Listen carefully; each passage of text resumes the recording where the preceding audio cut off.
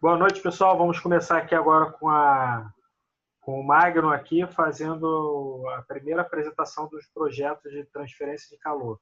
Semana que vem vai ser o Alonso e na semana seguinte os outros alunos.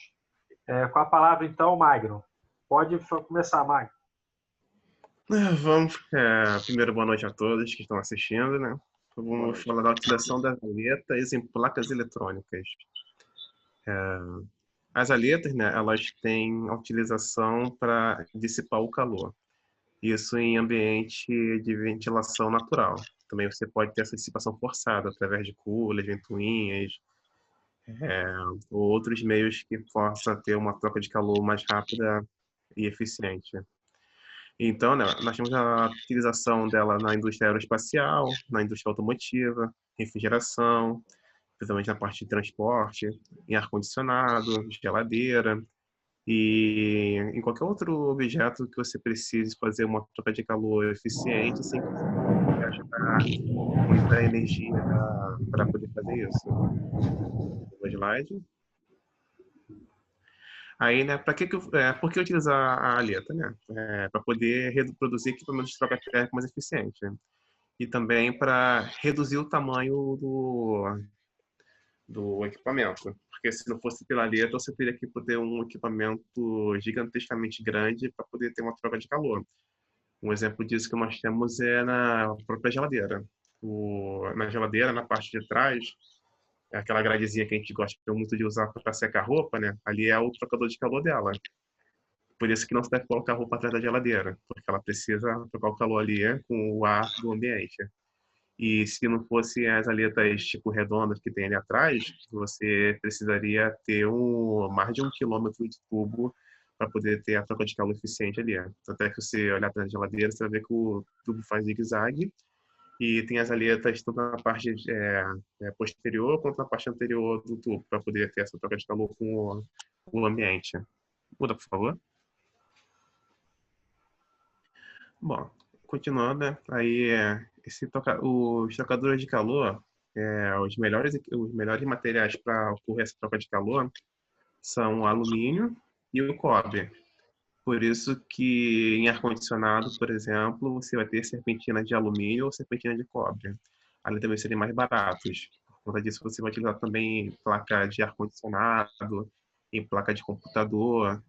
Todas essas placas eletrônicas você vai encontrar bastante aletas de alumínio, porque elas são baratas, elas são leves e elas são bem eficientes. Aí aqui, uso de aletas do ar em trocador de calor. O desempenho térmico de trocador de calor, a ar é controlado pela resistência. Aí você vem a resistência térmica do ar, geralmente externa, que é tipicamente em torno de 90%, da necessidade de uso de aletas. Dessa forma, a eficiência das aletas é uma variável importante. A aleta de cobre e de alumínio apresenta eficiências elevadas entre 85% a 95% devido à elevada condutividade térmica desses dois materiais.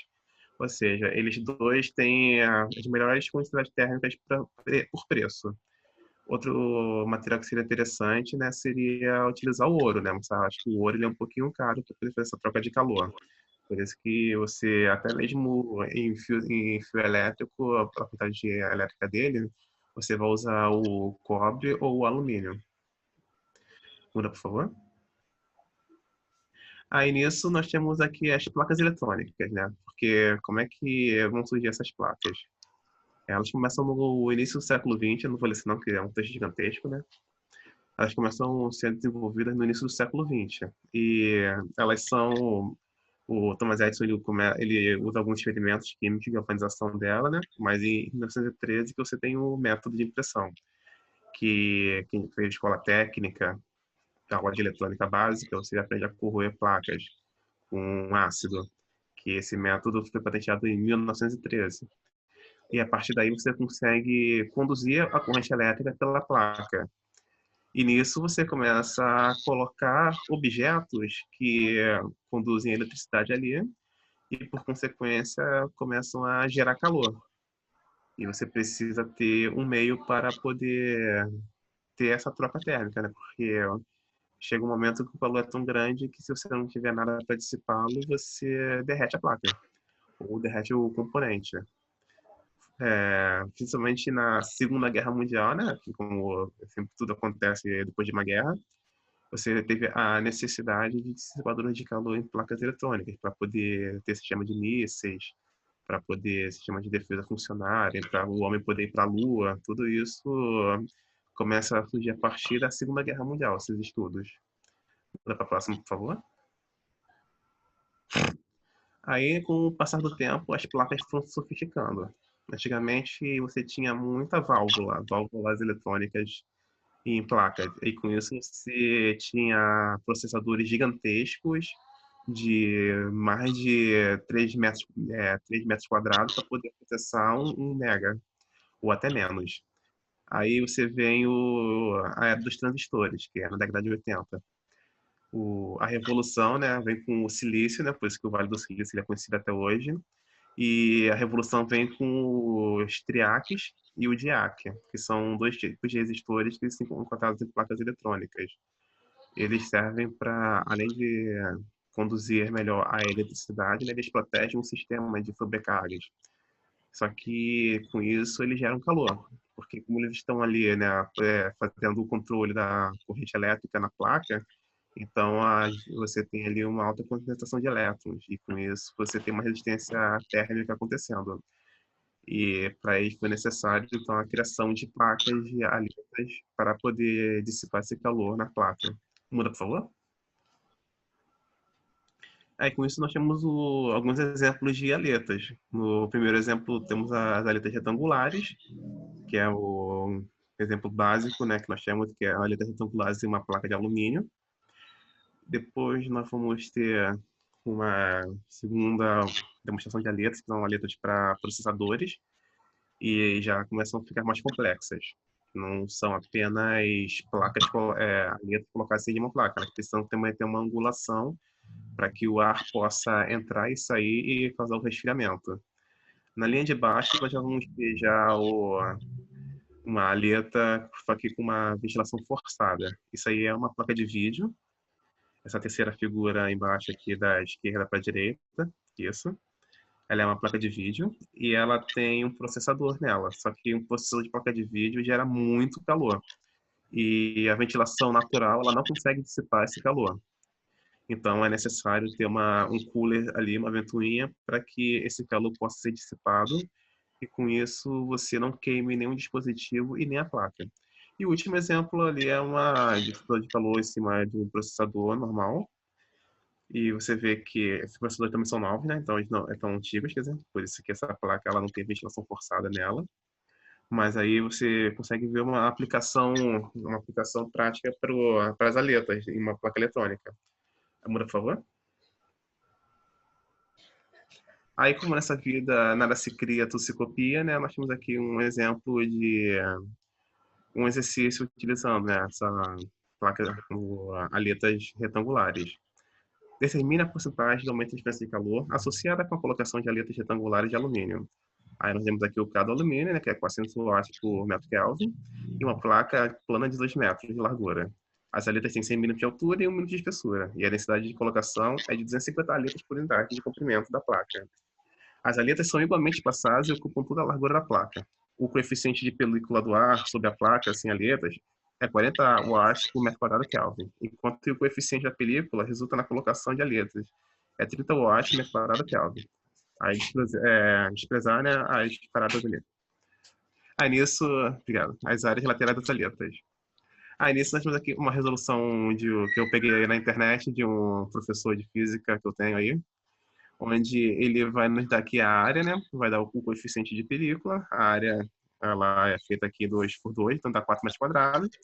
Nosso coeficiente de película é de 40 watts por metro quadrado Kelvin. E a minha filha está aparecendo aqui agora, que era no colo. Nós temos aqui os dados, né? A eficiência, o número de aletas, desculpa, a largura e o fluxo de aletas. Desculpa aí que a filha apareceu. E com isso nós temos aqui a fórmula do fluxo de calor. Aí a fórmula do fluxo de calor a gente vai colocar os 40 ali, que é o coeficiente de película, né?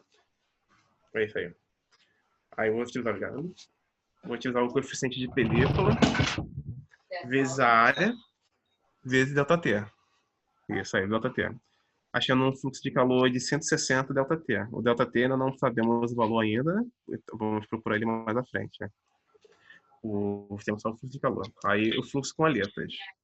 Aí, substituindo aqui a fórmula, né? Você tem a área mais... Deixa eu ver... E agora eu me perdi agora. O perímetro. Obrigado. Temos o perímetro, né? Para achar aqui. Aí no final vamos encontrar o valor de M. O M ele precisa do coeficiente de película, do perímetro, do K do material e da área da aleta, né? Da aleta, essa área final aqui embaixo, né?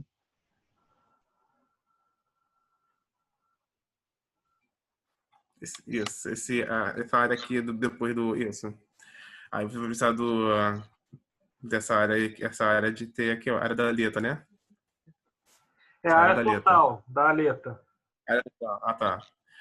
Aí, com isso, com o coeficiente de película vezes o perímetro dividido pelo K do alumínio vezes a área total, isso na raiz quadrada, vamos achar o valor de M. Aí, substituindo isso tudo, deu 12,25 metro menos 1. Esse menos 1 faz parte da unidade. Aí, isso. Aí nós vamos para eficiência. A eficiência, né, ela é feita pela tangente hiperbólica, né, de M vezes L. Aí achando dividido por M vezes L.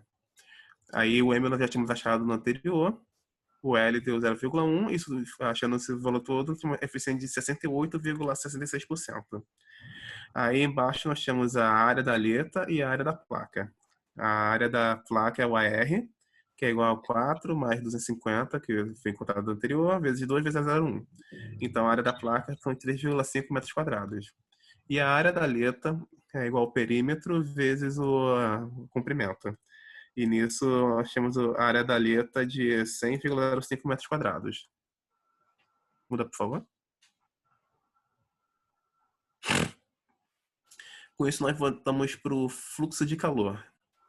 Aí no fluxo de calor, né, que nós fomos encontrar tudo, né, todos os valores que nós encontramos, o AR, o AA, o N, que unir na verdade, né, que é a eficiência, a área da aleta, a área da placa, vezes o coeficiente de película, vezes ΔT. Aí nisso vamos encontrar o fluxo de calor. Uma parte do fluxo de calor, isso, que deu 21.265,83 ΔT. Aí nisso, né, temos aqui uma porcentagem de aumento. Ih, rapaz, que isso aqui que é o fluxo de calor encontrado no interior. Isso aí é o... Que fluxo de calor é esse? Com aletas e sem aletas. Aletas, isso, obrigado. Dividido pelo fluxo de calor com aleta. Sem aleta, desculpa. Aí vamos achar o rendimento de 1.254%, né? Nossa, isso. Vezes 100. É isso aí, 1.254%.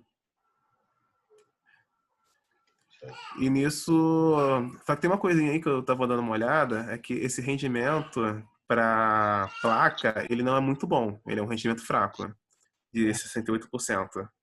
Para placa, ela precisa ter um rendimento a partir de 85% para uma placa eletrônica. Eu tava vendo que abaixo disso você tem um superaquecimento do componente. E, por exemplo, um chip, ele queima com isso. Aí isso que eu tava dando, que eu tava até tentando pesquisar um cálculo mais preciso para uma placa. Eu demorei um pouquinho de tarde para encontrá-lo. Só que eu acabei não achando o cálculo em si. Só achei só os caras falando nos vídeos.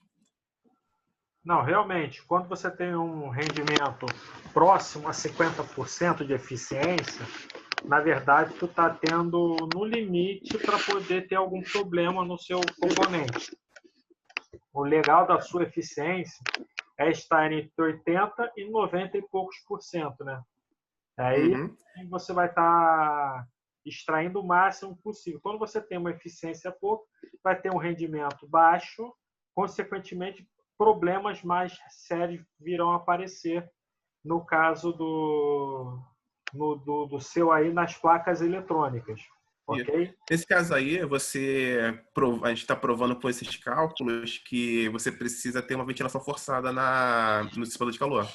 Sim, Que é a ou ventilação. os materiais. ou substituir o material. É, Mas aí para substituir, aí, acabou ficando mais caro.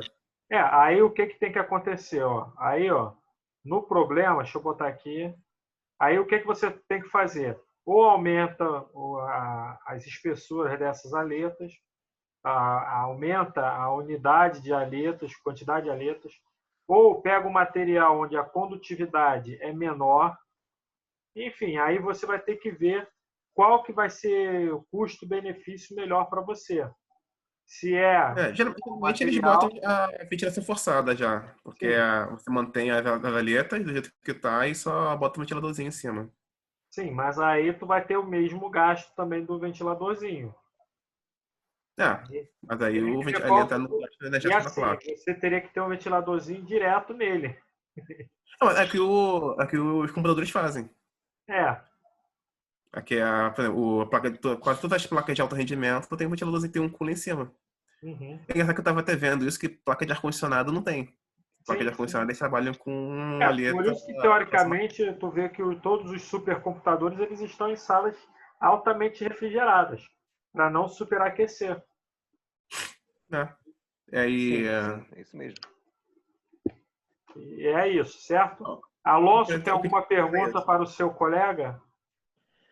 Não, eu gostei, porque isso aí, né, a gente tem que ver porque a gente quando mexe com placa eletrônica, a gente vê sempre aquele cooler, né? E muita gente não sabia para que servia aquele cooler ali, para que esse ventiladorzinho aqui num computador tão pequeno. Mas o pessoal não sabe que aquelas placas aquecem muito mesmo. Sim, Então sim. precisa É, dessa aí ventilação no, forçada em cima das aletas. geralmente o que eles usam é a ventilação forçada com baixa térmica. Aí você consegue reduzir a potência do ventilador também. Que aí não superaquece a placa no todo, né? Já que ela vai pegar depois tudo da energia da placa-mãe. É, Muito bom, Magno, muito bom. deixa eu tirar aqui do share, stop share. Aí, deixa eu parar de gravar. Pausa.